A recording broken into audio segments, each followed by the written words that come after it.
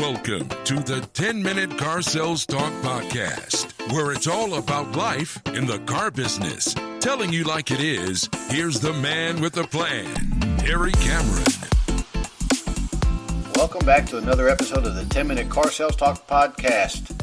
I'm Terry Cameron. Before we get started, I want to remind you to hop on over to iTunes. Give me that review. Give me that rating. Write a review. Hop on over to my website, the 10minutecarsalestalk.com website. Try that free trial for the Game Show Presenter Gold. Also, at the very bottom of that page, there's a place for you to send me an email with any kind of comments. I really do appreciate your comments and your feedback. But really, guys, I really need you to hop over to iTunes and write a review and give me a 5-star rating, if you would, please.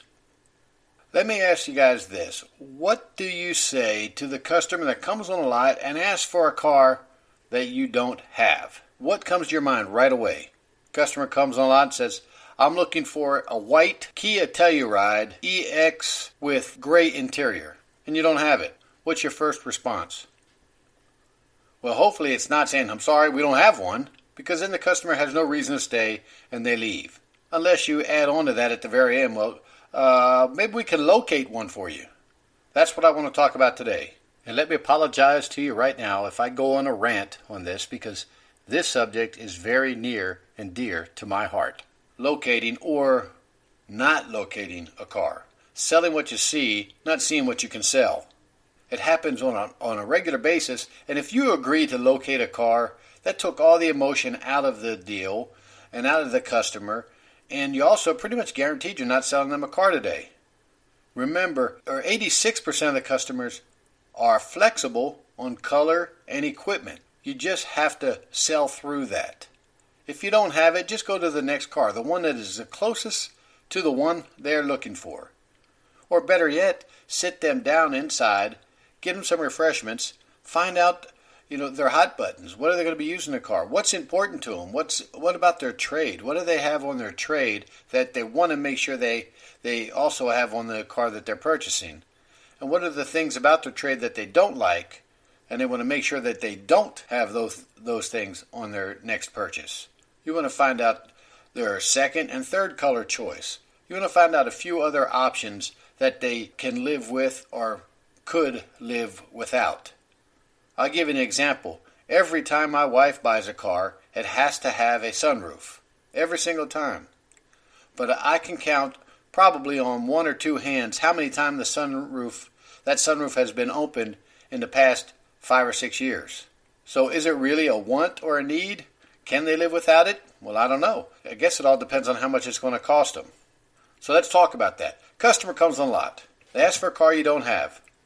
A good salesperson says, no problem. We might have one of those. We got several trucks in over the past couple of days, and we'll just have to walk around back and check it out here in just a few minutes. And if we don't, we might have a few on their way in.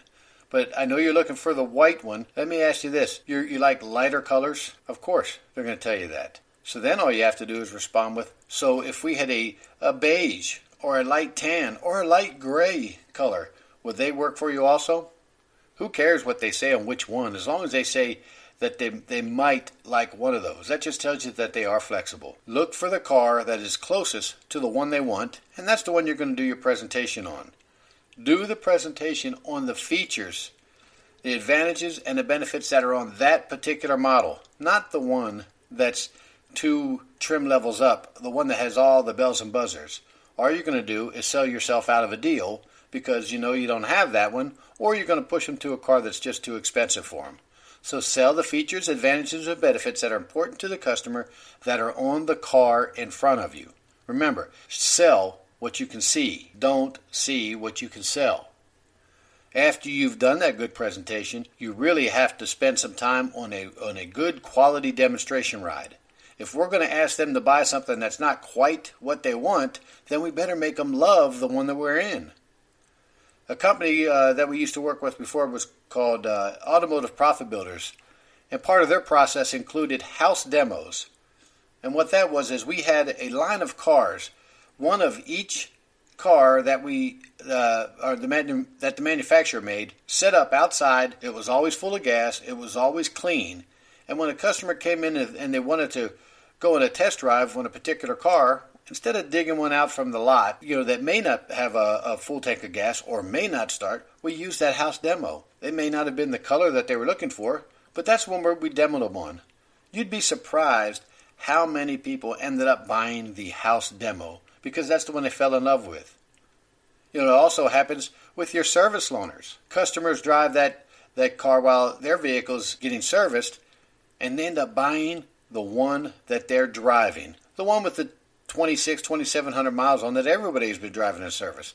They just fell in love with it, and that's the one they wanted. So don't forget your service drive vehicles, especially before you have to go locate one and you have one in stock with a few miles on it. Remember, when they're driving a vehicle, that's when they take mental ownership. That's when they can picture it in their garage. They can picture it in the driveway. They can see themselves going on vacation in the vehicle. So if you don't have the vehicle that has all the features or the color or has more features, you really have to build the value on that one. You have to make them fall in love with it. They buy one in stock, you have more room to work with it. There's nothing bothers me more than when the salesperson tells me that they want a different vehicle, especially after we've worked out all the numbers. We've negotiated. We've went through 2 or 3 pencils. They finally agree to a price, and the salesperson says, okay, but this isn't the one they want. Remember, they want one with the sunroof, and they want the Snow White Pearl that we don't have. The deal's done. There's nothing else we can do, especially if I'm losing some money. First of all, it doesn't make sense losing money very often on a car. But what really doesn't make sense is losing money selling somebody else's inventory. So we got to sell what we see. What are the other problems we can have with locating a car? What if it comes in and it's got some damage, a scratch? God forbid you're locating a dark colored car because the customer's going to find a scratch on it. That's going to cost some money. What if it's got a ding? What if it's not the interior color that they wanted? And we never asked them about it before. We just knew they wanted a dark blue car. And it comes with black interior, but they were hoping it had the butterscotch or the peanut butter or the gray interior. Now what happens? So it was real important that you sold the car to the customer before they saw it. Now, I know that's tough. We're going to ask them to sign on a $10, $20, $30, $40, $50,000 car that they've never seen. Well, how many times do we do a sight unseen evaluation on their trade? And then when we see it, they expect us to, they hold our feet to the fire. They expect every penny we told them we thought was going to be worth, even though they didn't tell us about the hail damage, or that they're missing one key fob, or they're mismatched tires. If they can sell us, we can sell them. It is no fun for the manager or anybody else involved to locate a vehicle. And if it's on a weekend, forget it. Nobody's going to do a dealer trade on a weekend, and that gives your customers way too much time to think about it and back out. Dealer trades are no fun not only for the manager, they're really no fun for the salesperson either. And then your inventory and accounting department, they don't like it. There's too many other numbers that are affected by it. If we have tint and mud guards added to ours, and the dealer that wants ours back won't pay for that. If you're in a marketing group and the other dealer isn't, and they say, no, I'm sorry, we're not paying that marketing group money, so you lose that also. Doing a dealer trade is not fun. I think I said that 3 or 4 times now. Sell the car that you have on the lot. Sell what's important to them. Forget about what it's missing. Forget about the color. Sell them the closest thing to what they asked for. If you start doing this, you'll notice more and more customers forget about the color. They'll forget about the sunroof, especially if you tell them something like, guys, I know you want your payments to be about another $15 or $20 less, but let me ask you this. If we could do that, would you take the one in stock, the one you were test driving? I don't know. Will they? But you'll never know unless you ask. Remember, ask for it all, take what you can get. One more time, if you haven't figured it out yet, dealer trades are no fun for anybody. Sell what you see. Don't see what you can sell. Again, guys, thanks for hanging out with me. Remember to head on over to iTunes and write that review. Head on to my website. You can also find me on LinkedIn and Facebook. Send me a message. I promise I read every one of them, and your feedback is very important. So, again, the sky's the limit. I'll see you next week.